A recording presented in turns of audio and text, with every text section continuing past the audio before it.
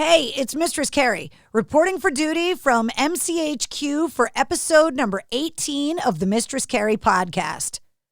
This episode of the podcast is sponsored by Latini Creative Solutions, who for over 20 years have been designing, printing, and marketing to help your company look the best and represent exactly what your message is, specializing in creative solutions that capture your voice and deliver your message. From supporting and energizing an already established brand to developing your company's identity and marketing campaigns, Latini Creative Solutions provides design that is thoughtful, focused, and creatively executed. And they work really hard because that's what they're doing right now, helping to design the new line of Mistress Carrie merchandise, which is coming very soon. If you could use their help, find out more at latinicreative.com. This episode of the podcast is also sponsored by Jumptown Skydiving. We are getting into peak leaf peeping season. Now is the time to go skydiving in New England, and you are running out of time. Jumptown is conveniently located in Orange, Massachusetts, about 70 miles west of Boston.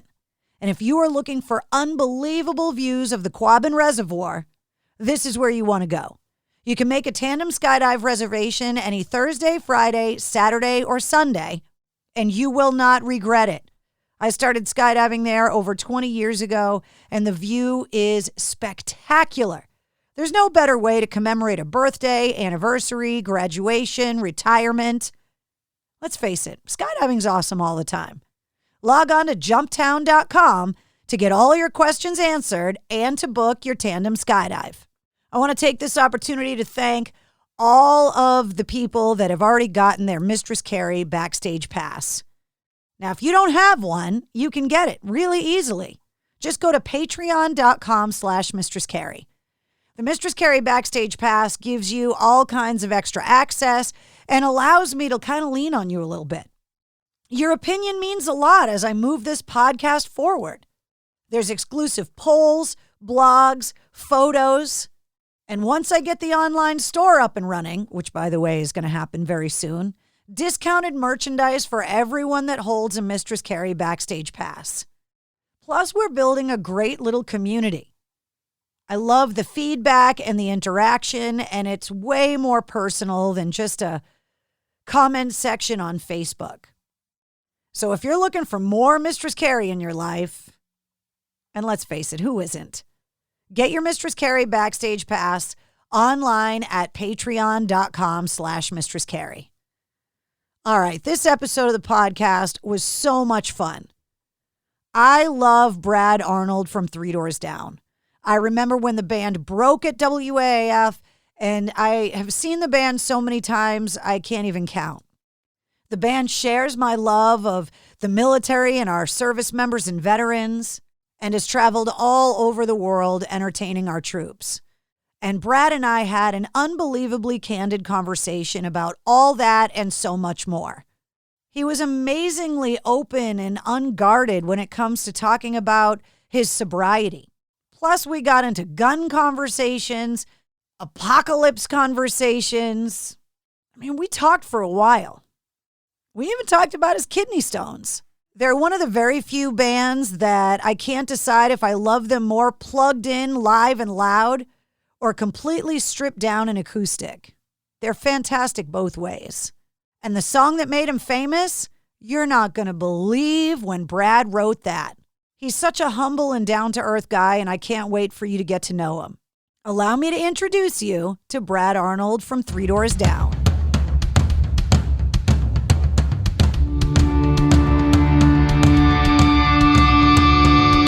Hey, what's up? This is Sully from Godsmack. Strap on those boots, baby, because you are now in the trenches of the war room with the one and only Mistress Carrie right here on the Mistress Carrie podcast. What's up? This is Joe Rogan, and you're listening to Mistress Carrie. Her hair so lovely, pretty eyes. Hey, this is Brent from Shinedown, and you're listening to Mistress Carrie. Hey, Carrie, go put your bra on, girl. Hey, this is Steven Tyler, and you be listening to the baddest bitch in Boston, Mistress Carrie. What's up? This is Aaron from Stanford. Cobain, and you're listening to Mistress Carrie. Hi, everybody. This is Dave Grohl from the Foo Fighters, and you're listening to the one, the only Mistress Carrie. Hey, this is David from the band Disturbed, and you're listening to the baddest bitch in Boston, Mistress Carrie. This is Marilyn Manson, and you're listening to the baddest bitch in Boston, Mistress Carrie. Hi, this is Flea from the Red Hot Chili Peppers. You're listening to Mistress Carrie. This is Dennis Leary. You are listening to my favorite, Mistress Carrie. Hey, this is Corey from Stone Sour, and you have the privilege of listening to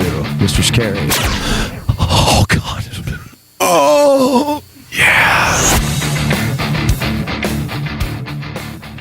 Hey, Gary, how are you? Hi, Brad. How are you? I'm doing wonderful. Sitting here looking out the window. What are you looking out the window at? Where are you? I am thankfully at my house, and I live on a farm in Murfreesboro, Tennessee, just right outside of Nashville, about 40 miles, and sitting here looking at my grass, thinking how I need to go out there and cut it. Well, I appreciate you so much calling in. I know that this year has been absolutely insane for everyone. It's kind of upside down, a little bit upside down this year, isn't it? I know that everybody kind of has their quarantine stories on how people have been keeping themselves occupied, but because you kind of live out on a farm, you're the kind of guy that when you're not out with Three Doors Down, you're just kind of home mowing the lawn. That's how you've always been. So Absolutely. So nothing's really different for you except you're not touring right now. You know what? I was saying not too long ago to somebody, I hate the reason for it. I hate that people are sick, and I hate the economy is all shut down. And just everything about it. I hate it. But it gave me some time off, and I needed it because I always have time off in like the dead of winter. And I stand out here, and I live on this farm, and it's like it used to be an old cattle farm. And like all the land around here, anytime you see a tree line, probably in the middle of that tree line is an old fence or something, where it's just grown up. And those things are a challenge to cut down because you don't just like run a big cutter or something through it because there's a fence in there. And it's an old school fence too, when steel was real steel. And you get in there and have to cut all that stuff out. And I look around and I look out there in the wintertime when we're not touring as much. And I'm like, I can get out there and do it. And you walk outside and you're like, nope, never mind. And because nobody wants to work outside in the wintertime. And in the spring, I'm like, yeah. And I get like a couple of things done, and then we start touring, and the whole summer's gone because I come home occasionally and I never feel like doing it. And so this year, my yard looks better than it ever has. So you got that fence down. Yes. What else have you taken off of your kind of honeydew to-do list because you've had so much downtime? Well, I've enjoyed just being here and working around, and I've got a lot of stuff done because my wife races horses. She barrel races and does rodeo and stuff. So we have 4 horses, and 2 of them are babies, so they're getting broke right now. And so I don't have to take care of quite as many right now, but we just get out there and we don't have kids. Our horses are like our kids, and we just get out there and mess with our horses and work around in the arena and I love shooting and kind of back in the back of our land, I have a little shooting range, and I just go back there and shoot my pistols and get out here and be an old country boy. The last time you and I hung out, we were at the Palladium in Worcester, and we were actually talking about guns because you had snuck away to go take a class and stuff up at SIG, which is right here in New England. And we spent a lot of time talking about that and how we both love to shoot.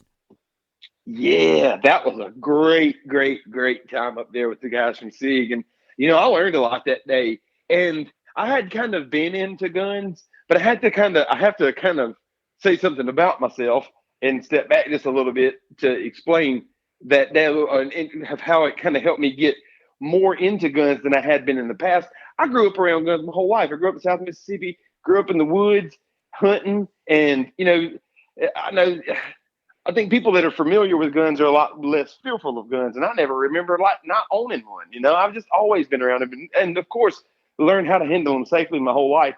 But I used to I probably talked about it but I used to be a pretty bad alcoholic, and I drank for better part of 15, 17 years. I drank a lot, and I liked shooting, But with pistols and stuff, I was not worth a flip with an automatic pistol because they're plastic, don't have a lot of weight to them, and so I would be like shaky. But I could shoot my revolvers really good. But those guys taught me. I had just kind of like quit drinking, I think not too long before that, when we went up there that day. And I was my hands were so much more steady. And I never realized it before that day. I was like, holy crap, I can shoot. And from that, and it really kind of sparked something in me. And I can't fit another gun in my safe. Let's just put it that way. Well, for somebody like me, I mean, you talk about if you don't grow up around them. I grew up with a firefighter for a dad, and the military service that was in my family was Navy. So firearms were really just never around. And I used to be one of those people that if one was in the room, even if it was in a uniformed police officer, just having that gun in the room freaked me out. And then I went as an embedded journalist to Iraq in 2006, having never held a gun before, having never shot a gun before. And the first gun I ever touched or had to learn how to load was a 50 cal on a Humvee, getting ready to go on a convoy. And so like, you've done so much with the military, you know that there's just guns everywhere. When I came home from that trip, I was like, none of them jumped off the table and shot me. Like, why not go and learn about them? And then I started shooting for fun, and now I love it. I do too. I mean, the scary thing about guns is somebody having one that don't know how to use them. And one thing that kind of scares me right now a little bit, the guns don't scare me, but with all that's going on in our country right now, everybody's running out and buying guns. Well, I've always agreed with I think every citizen should own a gun. But what scares me is all these people, all they've ever seen of guns is on movies, and they think the gun just shoots itself, and you shoot across the room, you're going to get the guy. And pistols, as you know, are very hard to shoot and hit like accurately. They're easy to fire off, but every bullet is going to hit something. Every single bullet is going to hit something. And so I really encourage all these people that have run out and bought guns and think they're Mel Gibson all of a sudden in Lethal Weapon. They're not. You know what I'm saying? You are not John Wick. You need to go practice, go get you some. And what I use more than anything, and especially right now since bullets are kind of scarce and they're harder to find. And it's kind of hard to find this thing too, but you can find these, look around eBay or Amazon or somewhere. I have a little. Most of my pistols are 9mm, and so I use a little 9mm laser bullet, and I actually use a 380 one because it fits in the barrel a little bit better. But I use a little laser bullet, and I have a little target that the little targets that you have to hit to make this target light up. The spot you have to hit is about as big around as a dime. I mean, maybe not even a dime.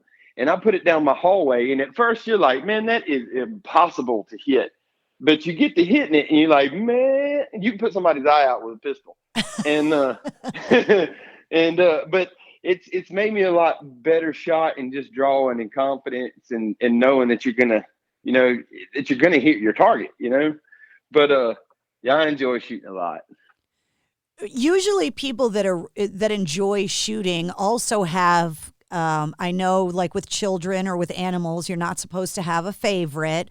But everybody kind of has their favorite gun, whether it be a collector's thing or an antique or something. Do you have a favorite?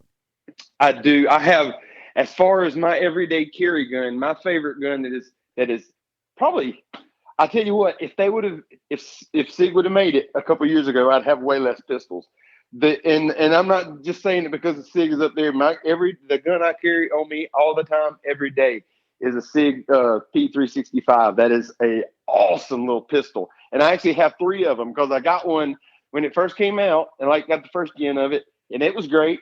And I liked it so much that I went and got my wife one, and she prefers another little pistol that she has. So I have it now. I was like, all right, well, I'll keep it. And I carry appendix, so I'm a little bit leery of it having no safety. But then they came out with a model with a safety on it, so I went and got me one with a safety, and so I wound up with 3 of them. But that is an awesome little gun. I just love it, and it holds so many rounds for its size. It fits good in your hand with that extended magazine on it, and it's just a good shooting little gun. And as far as my favorite gun that I own and the most sentimental gun that I own is Mr. Charlie Daniels gave me a 44 Magnum Henry rifle for playing his volunteer jam. I think it's been 3 or 4 years ago. And yeah, I have it in a case. I shot it twice just to say I shot it, but I have it in a case sitting up on top of my trophy case in my office. Yeah, I mean, that's one of those things that, you know, I love that you call him Mr. Charlie Daniels, but when someone like that gives you something like that, you get a case and you mount that and you put it in a place where you can look at it every day. Absolutely. I'm sitting here looking at it right now.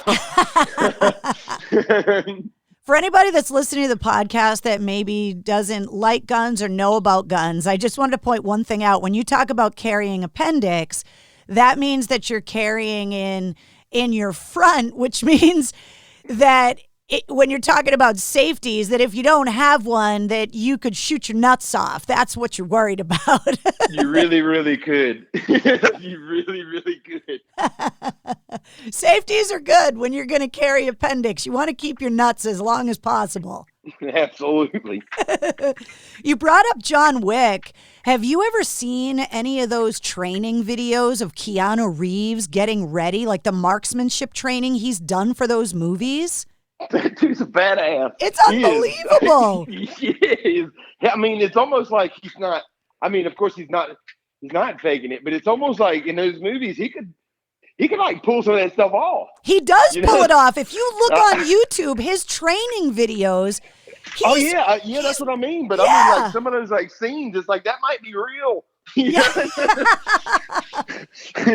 You're like, is that the same guy from Bill and Ted? Because I'm afraid of him now. For real, and you know, and he's a really good just marksman. And he seems like thing about him, man, is you read all the stuff about him, and he just seems like he'd be a cool guy too. He just seems like he'd be just a normal dude. Well, a lot of people say that about you too, Brad. Well, I'm just no redneck just playing a rock band. I read something about Kryptonite because this year your debut 3 Doors Down record it turns 20. It did. I can't believe we live in a world where Kryptonite is a 20-year-old song for us, but for you wrote that song years before it came out in high school, right?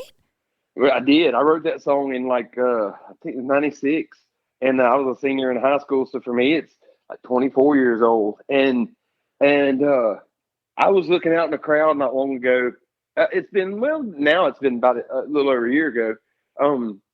But it was one of the last shows we played. And I was looking out in the festival, and it was probably at least the first 7,500 feet or so was just all like teenagers. And they were singing that song back to me so loud, and I thought it was so funny that I said it after the song. Even I was like, I said it is great to see y'all singing this song back. I said because this song is older than every single one of y'all. It was awesome. It amazes me that it was that long ago because I remember being at WAAF when the song came out and when the band first came to Boston the first time. Absolutely, and y'all were one of the first stations to play us. Y'all were one of the first. Probably, I think y'all are one of the first 5 stations in the country to play us. Oh, I know that to be true for sure. Absolutely. And we sure appreciate it. And we always. I remember the first time coming up there and stuff. I remember that whole. The beginning. After a little while, it kind of got a little blurry, but.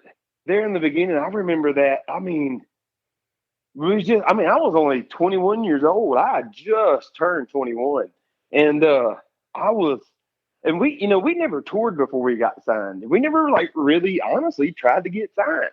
We were just like a band down in Mississippi, And we made a demo, and we like selling those. We had a couple of record shops around the coast there that would sell our CDs for us. And when we got signed, we just got signed because the local radio station down there started playing our song, and the record company called us wanting to sign us, and had a hard time getting a hold to us because we didn't put our contact info on our CD. Rookie mistake. Nobody even put a phone number in there. But so we had never left the coast. And when we came out touring and we came up there, I remember the first time coming to Boston and the first time coming to New York and anywhere up there. I mean, I remember the first time going through those CDs and just being like, wow. I mean, when we made our first record in Memphis, Tennessee, Memphis ain't really that big of a town. I mean, I was like, man, I was scared to drive. You know, it was weird, but I remember all that so much. And it seems sometimes, in some ways, it seems like it was last week. In some ways, it seems like that was a different lifetime.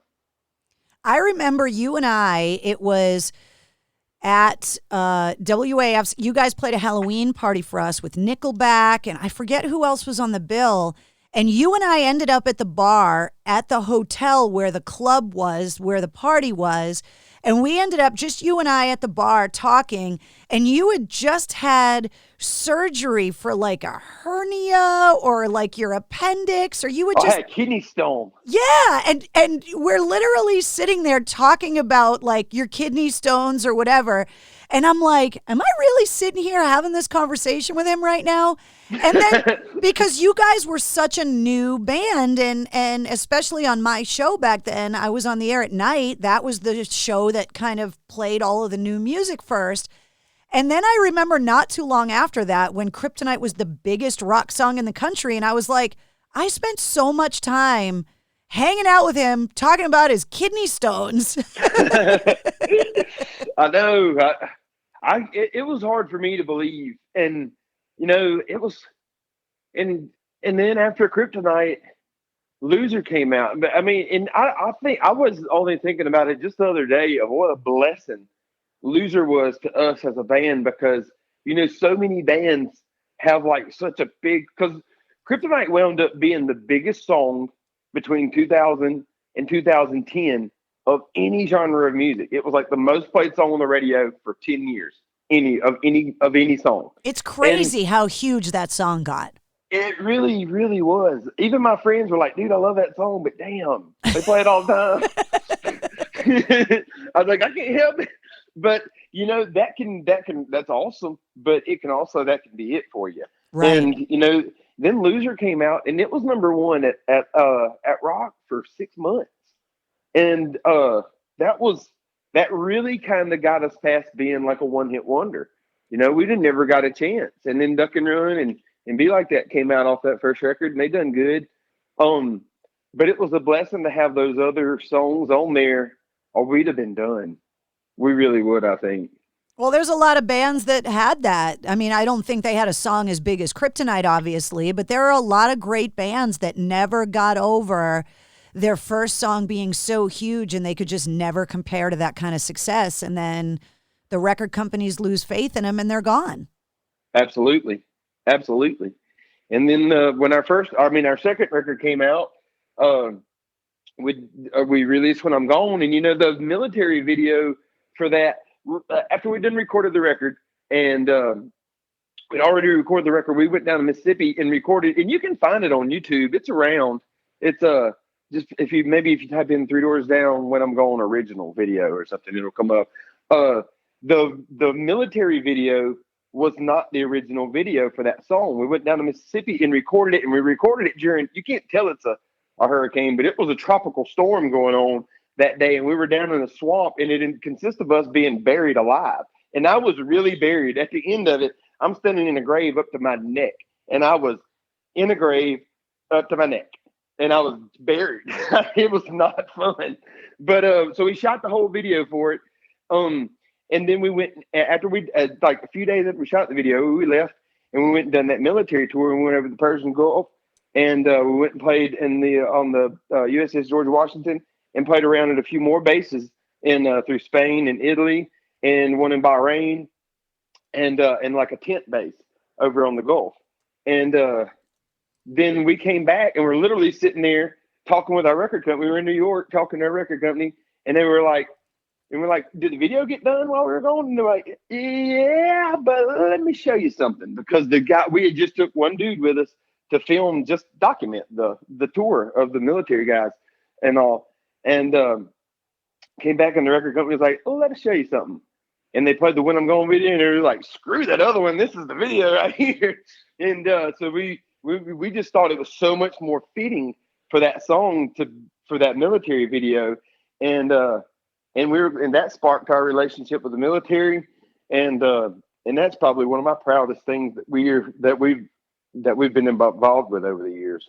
Well, that's something that you and I in our respective careers have in common, is that we have both gone overseas to visit our deployed troops. Obviously, Three Doors Down went over to perform for them. And for me, I got embedded as a journalist in Iraq and in Afghanistan.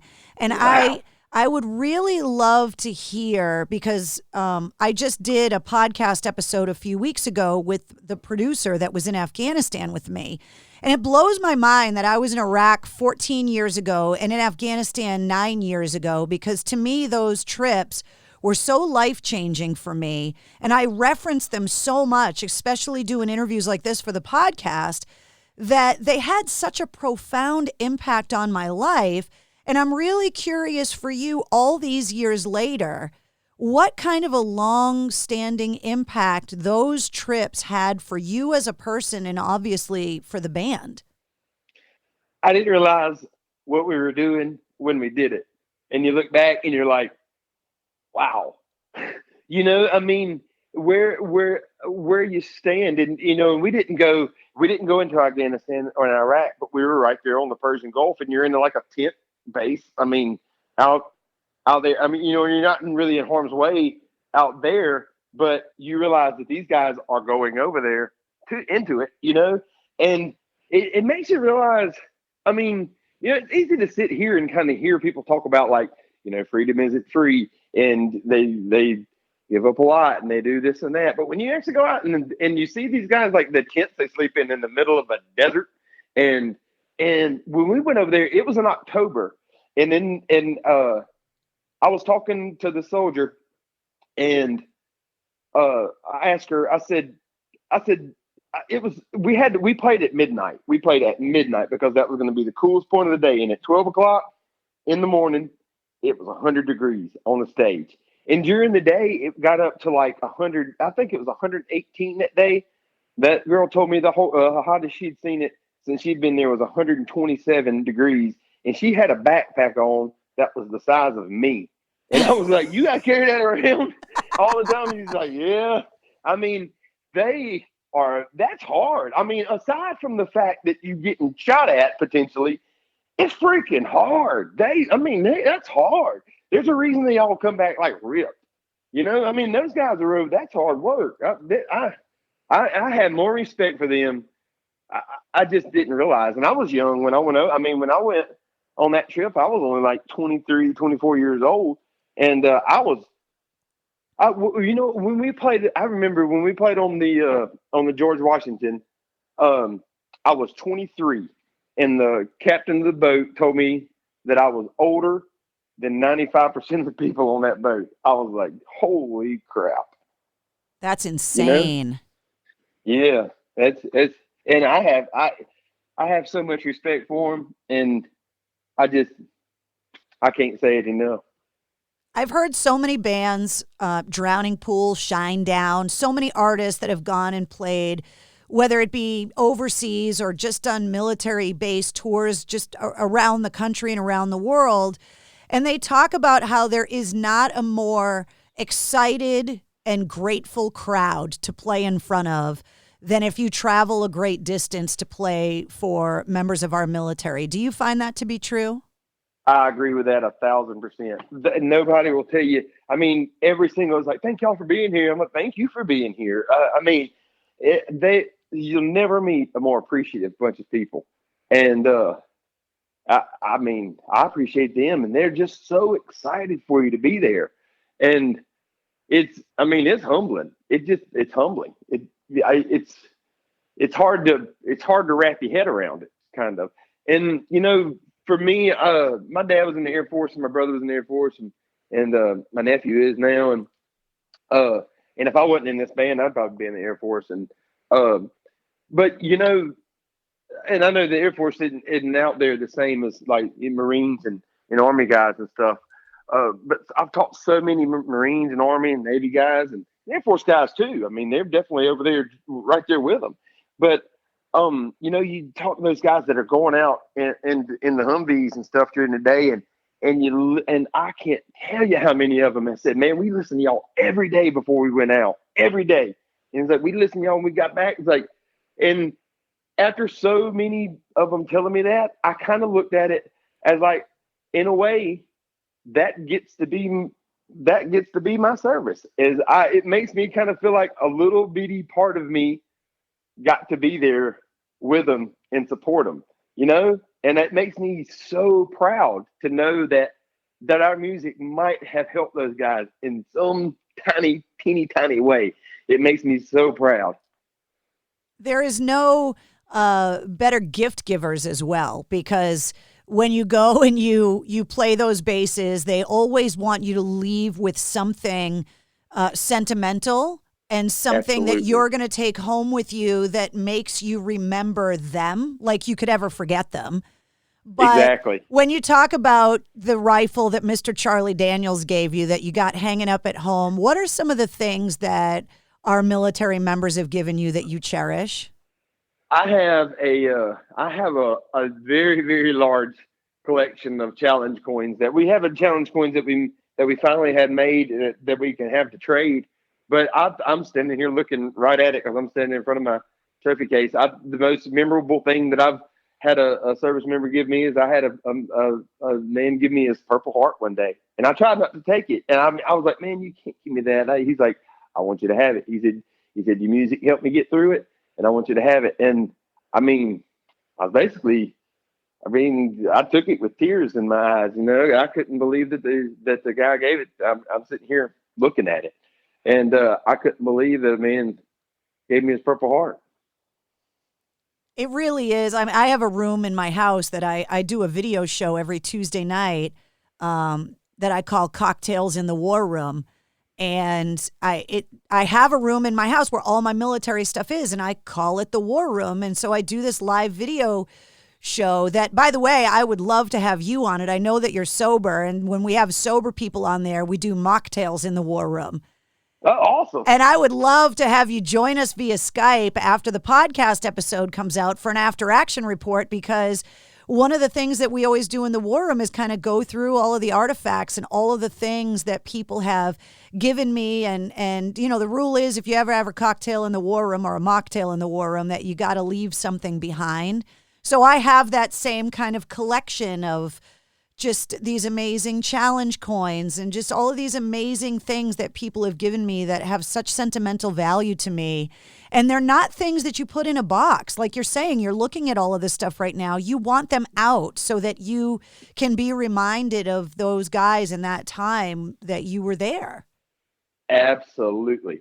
And just for instance, I don't want to put those things in the box. I have a whole display case that has everything from my military friends that have given me from on back to my childhood. So I have a He-Man action figure in there because that's what I care about.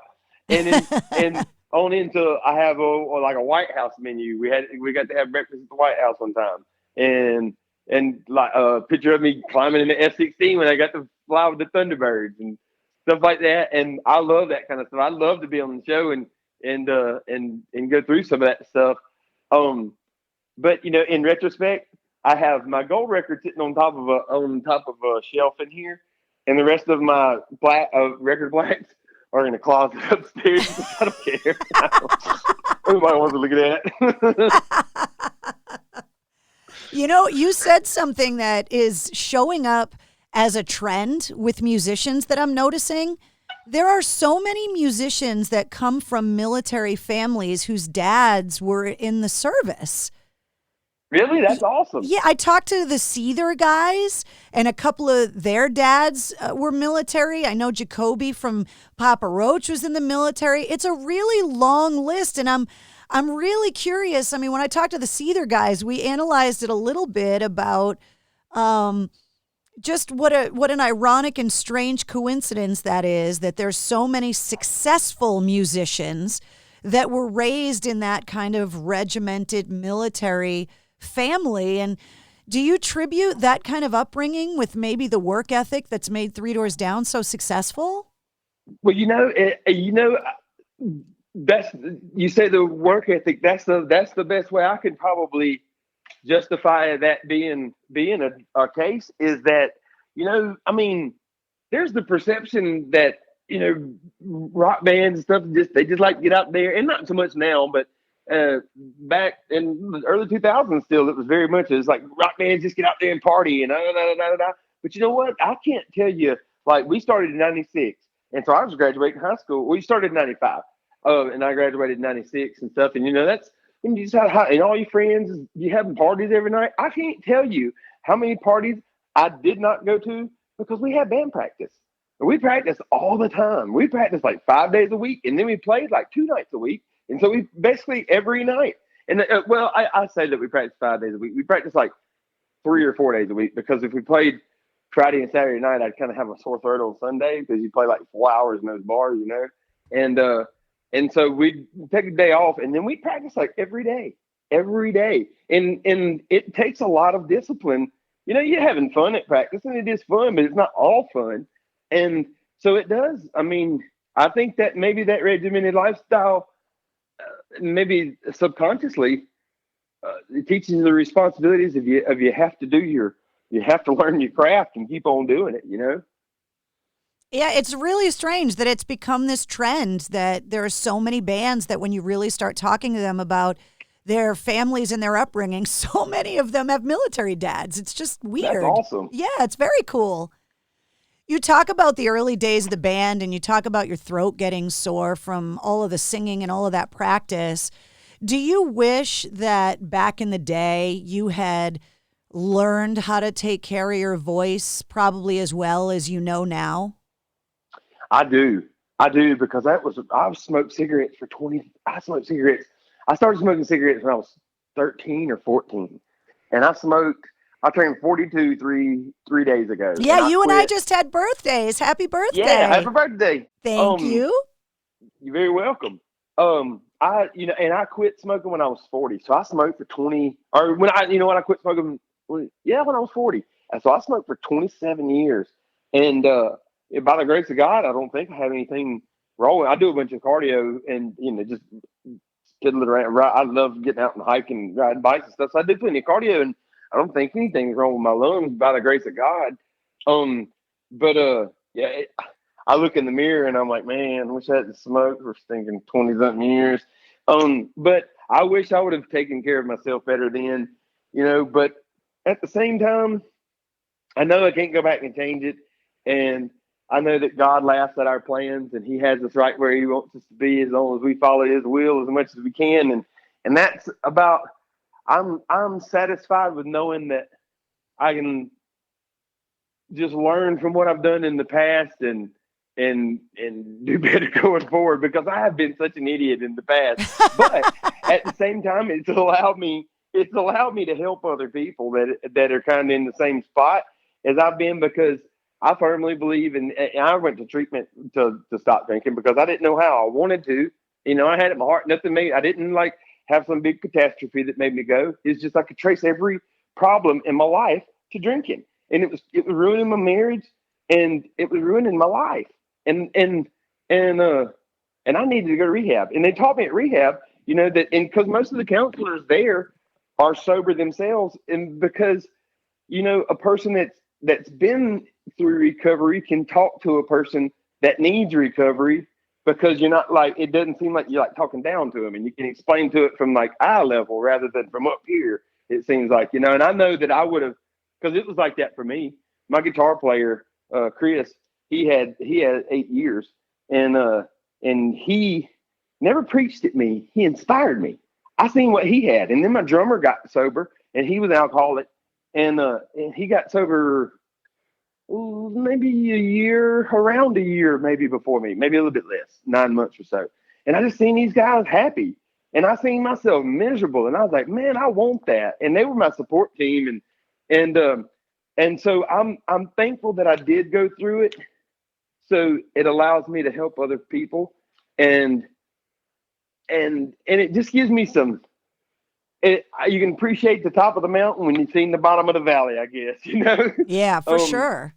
And not that I was maybe at the bottom of the valley, but I was down as low as I needed to go, you know? Well, I think the industry is a lot more accepting of that now. I mean, we've seen, you know, earlier generations of rock stars struggle with sobriety. And, you know, in the 80s, in the height of the Motley Crue, Guns N' Roses era of excess, becoming sober seemed like something you couldn't even achieve, even if you tried. Yeah. But now there's so many bands and so many musicians like yourself that not only got sober, but are vocal about their struggle. And you really need to be commended for being so open and honest about it, because it's not easy, not only to just get sober and stay sober, but to really open yourself up to inspire other people to do it. That's hard. Well, I appreciate it. But, I know other people. From talking to so many people over the years, you realize that no matter what our walk of life is, we're all on the same road. We're not all in our own lane, but we're all on the same road. And it's hard, but because society, somebody said it one time about alcohol. He said, it's the only drug you have to justify not doing. It's like you don't have to stand in the bar and your buddy's like, hey man, why ain't you snorting coke tonight? I never heard anybody explain that like that. I never heard anyone say that before, but you are absolutely right. It's true. And, it's just, I was talking to somebody one day and he said, when I go to social events, he said, sometimes I just show up early. He said, just order me a drink that looks like a drink so that I don't have to explain to anybody. But, I've never had to really explain to too many people while I went, because I think everybody's seen me drunk and understand why I don't. but it's just, if I can ever help anybody, or inspire anybody, because if I can do it, anybody can do it. And it is just realizing that looking back, it's so much clearer. I wish everybody could just look back from 4 years down the road. I'll have 5 years in January. So from almost 5 years down the road, and just look back and be like, wow, man. And I think also, because there's some tweaks that maybe some of the rehab community could maybe throw out there too, because everybody, I hear so much, it's like, man, it's every day is a struggle, but it is for a little while, but after a while, it's like anything, it kind of gets easier, and then you kind of just like forget about it. Yeah, I don't even think about it no more. The only time I really think about it is when I'm talking to somebody about it.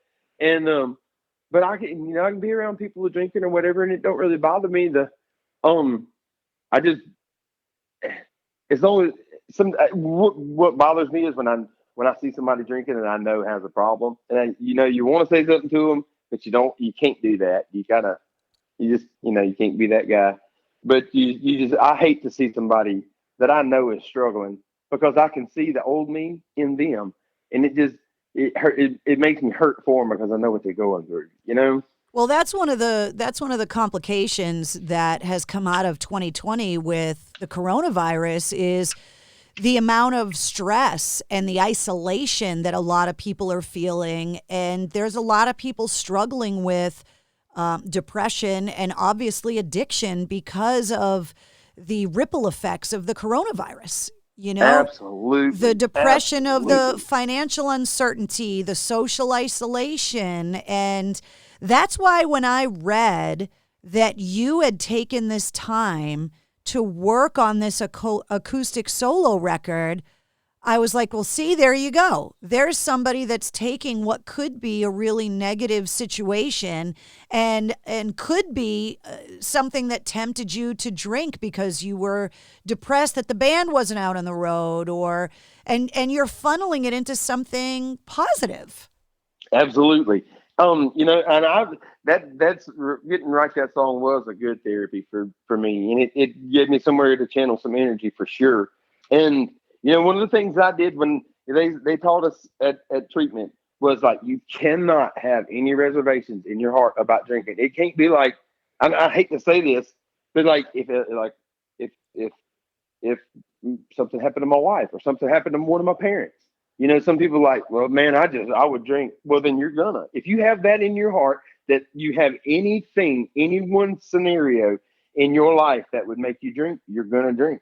And it don't matter what comes at me. I am not gonna drink. I just can't do it. I break out in stupidity. You know what I'm saying? I know that, and they teach in the 12 steps, that we were powerless over alcohol. I think it's step 2 or whatever. I honestly don't know. I'm that wonderful. I trust God to keep me. God fought that battle for me too. And then honestly, I gave it to God. I knew that I could not do that by myself. I tried. I said, God, please take this away from me. And he did. And he took it from me, and I ain't never taken it back. So that's the thing, that you just can't have no reservations about it, I think. And you have to say that it's just not an option for me anymore. And you say that, and you say it long enough, and it won't be. And I just firmly believe that. But I'm really thankful also that I did have the kind of time to work on that song, because it was, I look around on social media and stuff, and I just see so there's, when you look on all the things that they're putting on there, violence in the streets and things like that. Another thing, after meeting so many people over the years, you learn that you meet so many different people, but it don't really matter when you're standing there face to face with them. We're all kind of the same. And I don't think that people get out there and fight like that in the street unless somebody's poking them with a stick. And I think it's important to realize that there is indeed a villain in the story that's going on right now. And that's what the wicked man is talking about, and it's just kind of taking, and I'm not saying it's one person, but there are forces at work that stand to benefit from all of that. And I think that, I think that they're definitely there. And I just wanted to kind of address it in that song. I've asked this question of a lot of professional musicians that have branched out away from the band that made them successful. What made Wicked Man a solo Brad Arnold song and not a Three Doors Down song? Kind of a little bit of happenstance, I guess, a little bit. Greg had sent me, who's my drummer, sent me that guitar idea.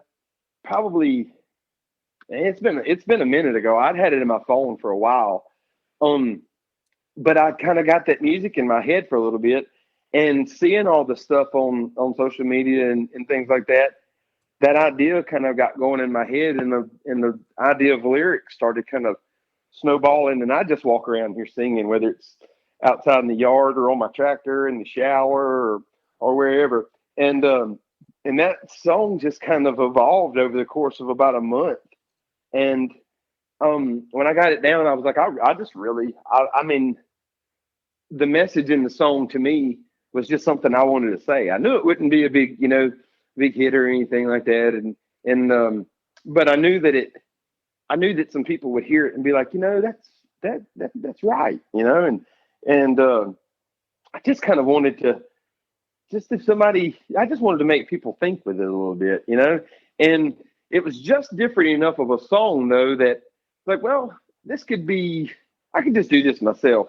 And Chris was busy doing some other stuff at the time too. And so, and with everybody kind of being socially distant and everything, we have a little studio up in Hendersonville, which is just north of Nashville, whereas I live a little south of Nashville.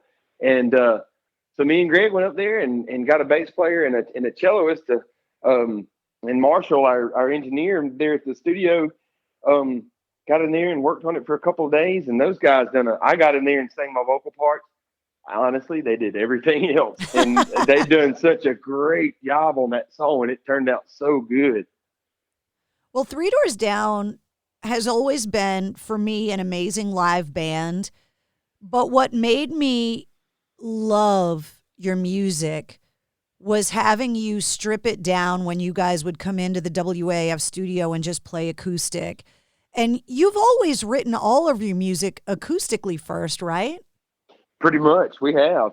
Because I think you wind up with more substance of a song, and and like I've always said, I firmly believe that for 90% of songs, sometimes there's songs that just don't work, but for about 90% of songs, if you can't play them acoustic, there's just too much junk going, and I think you should be able to break most songs down and play them acoustic, or you just maybe need to put some more substance there. And because what's a song if you can't sit around and just play it for your friends, Yeah. I mean, if you can't strip it down around a campfire.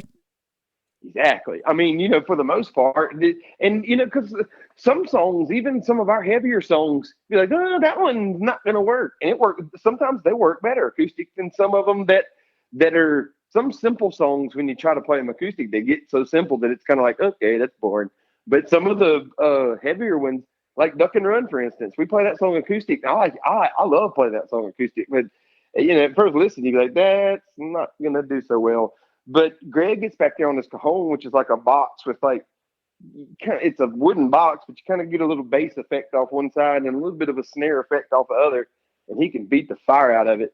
And it comes together. It sounds cool, and I really love doing those acoustic. We've in the last few years we've done 3 different versions of just full on acoustic tours, and I love them. I think the fans love them too. I know I do, just because it gives you a completely different experience on a song that you already know you love. It's just a different version of it, and I feel like it's so much more personal. Well, and I'm just thinking about this right now. As per what I was reading something last night about Live Nation and about concerts coming back next year, that might be an avenue of coming back, because they're talking about like all concerts are going to have to be seated, very limited capacity, this and that, and when I'm sitting here listening to that, I'm thinking about it. I know it's not a great thought to talk about, but I'm sitting here thinking about it from a business owner standpoint, because, we are at the end of the day business owners, and we have to be able to finance a tour. And, at the rate and the capacity of, they're talking about like some of the venues that will not work for bands. We won't be able to go out there and pay for it, but we can go out there acoustic and play, and we can do that. And so we already do that. And so our whole tour this year was we had a whole summer and fall tour based around our 20-year anniversary of the first record. And in a perfect world, we'll just move it a calendar year to next year. But if that's still not an option next year, I am not above playing an acoustic tour, because I like doing that. Yeah, for sure. This year was going to be a big anniversary for you guys, obviously, the 20th anniversary of the debut Three Doors Down album. And this year would have been WAF's 50th anniversary. And one of the things that I haven't talked to you about is, we've been taking the blame, those of us that are in the WAF family, at starting the end of the world, because WAF went off the air. Its final day was February 21st. And then just a few short weeks after that, the shit hit the fan, basically, with the world, and because the radio station got sold and taken off the air so quickly, there were a lot of bands that we didn't get to connect with in those last few days of broadcasting that we really wanted to be able to give the bands a chance to kind of talk about those early days. And you touched on it earlier, but you were one of those musicians that references the impact of WAF, but in a grander scheme of radio and what it had an effect, or what kind of an effect it had on your career. And so I wanted to kind of give you a chance to kind of talk about that a little bit. Well, radio for us, I mean, if you take away, we were never a video band. I always loved it. Radio was always our lifeblood. Always. We were, I mean, I always talked about it like I said, I always people loved our songs and people love our songs, but they don't know what we look like because we were a radio band. And I always liked that because, we could be really successful, but I could still like go to the grocery store and nobody really knew what I looked like and stuff, and people still don't, people don't really know. I mean, some people do, but a lot of people know our songs and don't have a clue what we look like. And that's because it was radio, and it's always radio. And you guys were always huge for us. You played every song we ever put out. And I mean, I can't tell you how much that is my career. I owe all y'all my career, and everything that I get to do, because I have heard a lot of good music over the years that nobody else heard because they never got heard, and you all allowed us to be heard. I never, when I was a kid growing up in Mississippi playing music, I never thought anybody in Boston, one person in Boston would ever hear my song. You know what I'm saying? I liked the song, but I didn't think anybody in England would ever hear it. I can't even pronounce the name of the town that you were born in Mississippi. How do you pronounce that? The town I was born in is Pascagoula, Mississippi. The town I lived in is Escatawpa, Mississippi. Yeah, see, I can't pronounce either one of those. They're both Native American words. And Escatawpa, I think it traces back to, I think it means river where cane was cut. There was the Escatawpa River. And I think Esca means cane and Tapa means to cut. I think I might have that backwards. But Pascagoula was also a tribe of Native Americans down there as well. So you learned something. Everybody says, so this podcast, could it possibly be educational? Totally is. That's right. Well, growing up down there, it was really cool. I'll tell you this really quick, but growing up on the Pascagoula River, I was a little river rat. I was out there every day. And the Indians they lived right along the river there. And where we kind of played there on the river, you were 7 or 8 miles up from the Gulf of Mexico, which is saltwater. That river's fresh. But where, the river changes over the course of time, and it had cut into the bank, and there was a big like oyster pile that was, if you looked at it from the river, there was plenty of ground above it from sediment over time because they were like 1,000 years old. They carbon dated some of this stuff that was 1,000 years old. But you could go up in that oyster pile, and it had been a burn pile for the some of the Escatawpa Indians there.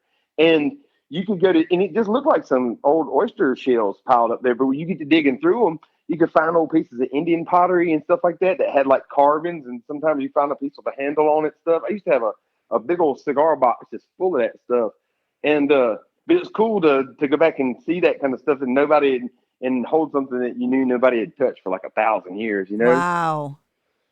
It was cool. Well, you talk about being that traveling musician that never imagined people from far away ever hearing your music.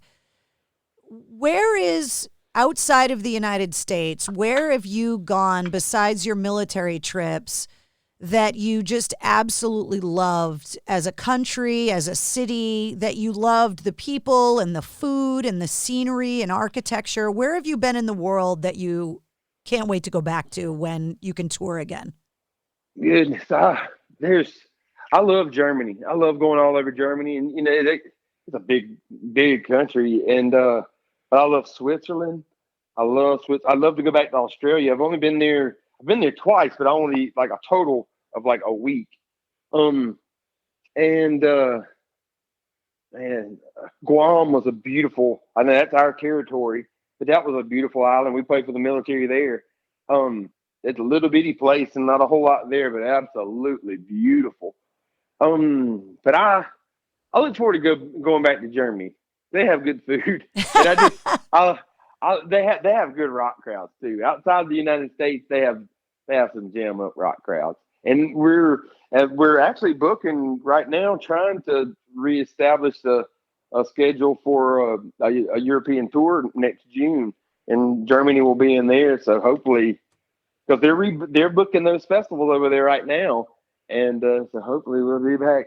But at the same time, I seen where Merkel or whatever her name is extended their quarantine mandate or whatever for until June or something. Angela Merkel, or you mean? March. Angela What's Merkel? that? Yes. Yeah. She extended their lockdown over there until like March. So that if we're planning on going in June, that kind of but I think the thing that people don't understand really is that I've read so many people like say I'm ready to get back for concerts. I'm ready for concerts to come back. But it's not like when you say, all right, lockdown's over, we're gonna have concerts tomorrow.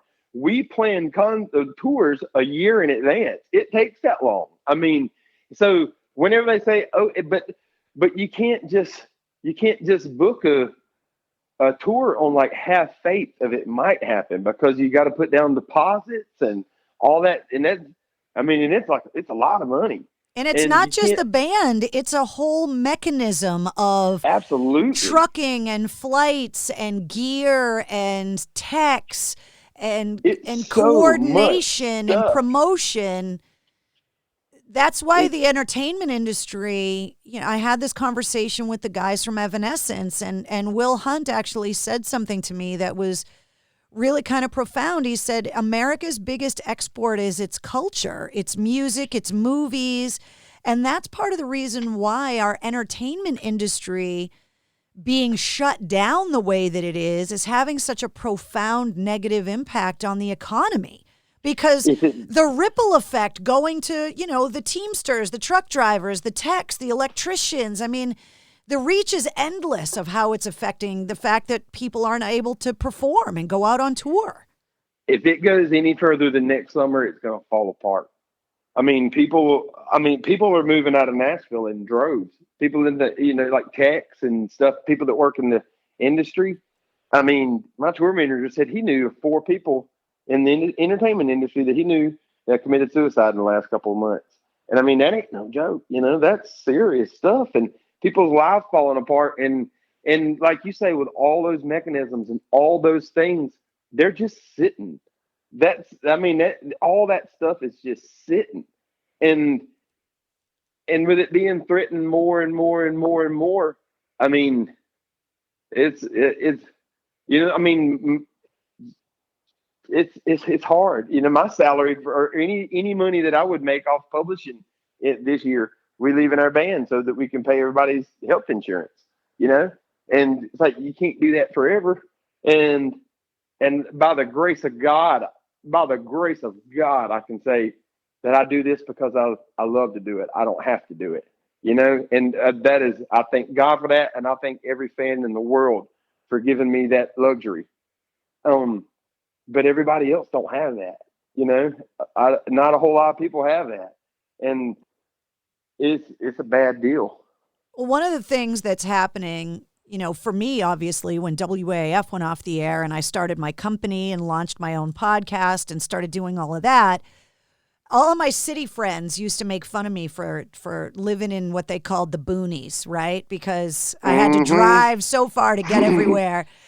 And you're laughing because you've always been in the country. And what's happening now is people that live in the cities need all that extra space for home offices and school rooms for their kids. And now everybody's moving out of the cities, and people like you and I that have been living out in the boonies this whole time are like, now you guys get it. Exactly. I cannot imagine, and I know that it's a lot of people. I can't imagine opening my door that's 20 feet from my couch and being in public. That's public right there. You're in public. I mean, I had to go a ways to get in public. My driveway is a quarter of a mile, or no, it's from my door to my driveway, or to the road and back, is a half a mile. So I walk up there and back, and it's half a mile.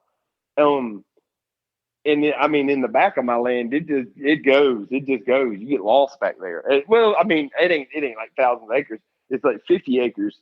but it's woods back there, and I've got lost back there for a minute, but that was prehab. But I don't get lost back there anymore. But I'm very thankful for because I've stood here and been like, "Dad, come! I'm tired of cutting all this grass and taking care of this place." I have not said that this year. I am glad to have every square inch of this. But I'll tell you, I read a little in reference to like how things maybe changed.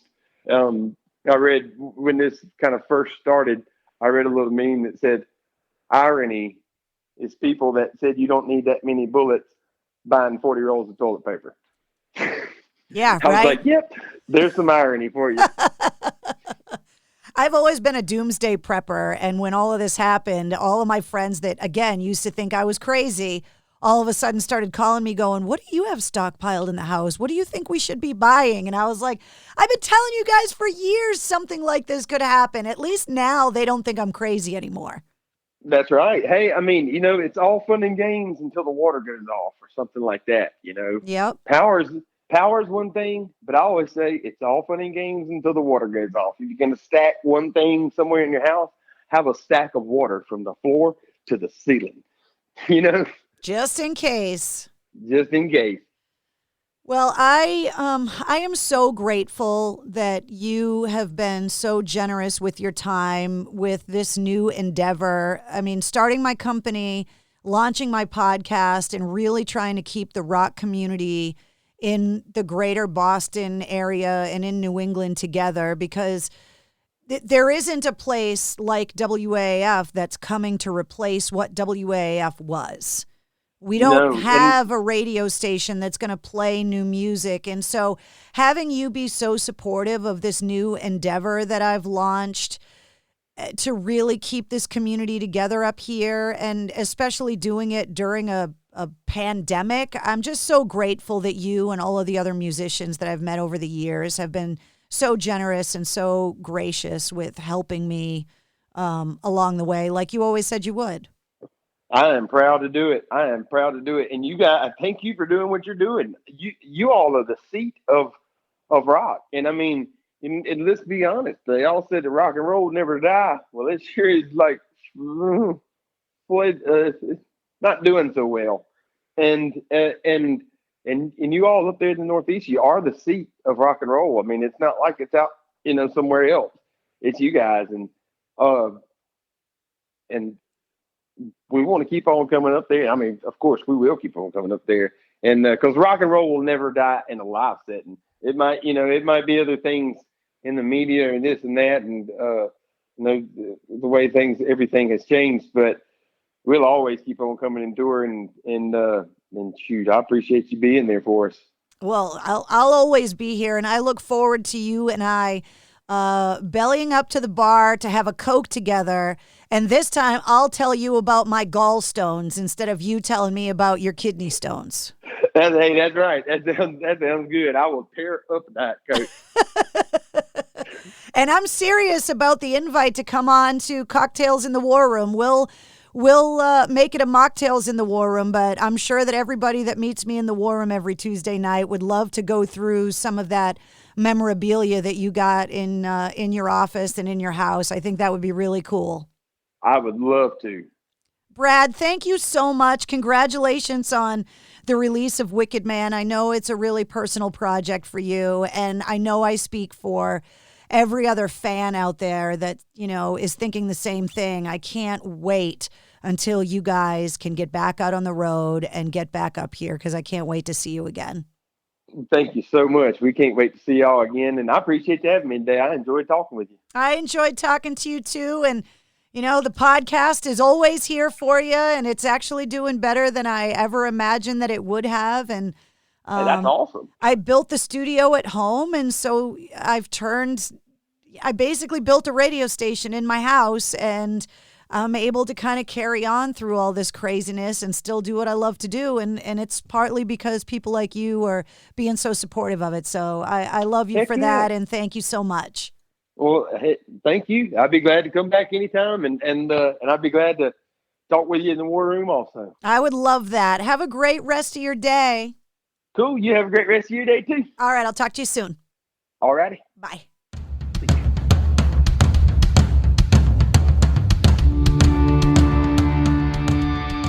Seriously, how can you not love Brad Arnold from Three Doors Down?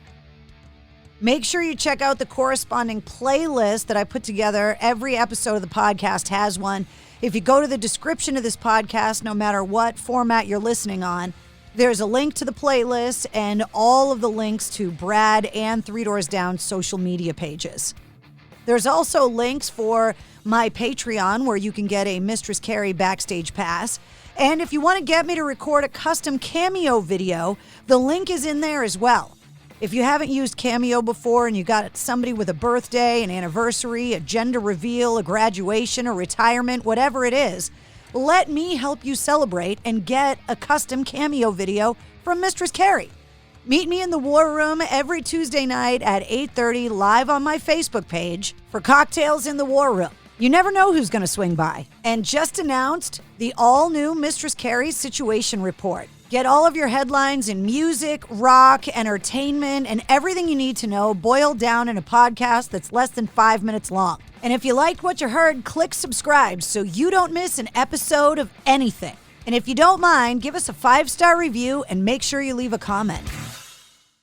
To celebrate joining Pantheon Podcasts, Rock Camp, the podcast, the official podcast of Rock and Roll Fantasy Camp, is giving away a guitar signed by Mike Portnoy of Dream Theater, Marty Friedman, formerly of Megadeth, and legendary shredder Zakk Wylde, plus our rockstar counselors like Vinny Appice, Monty Pittman, and more. To enter to win, simply follow, rate, and review our podcast on your preferred platform, and that's all you have to do. For more information, go to rockcamp.com/podcast.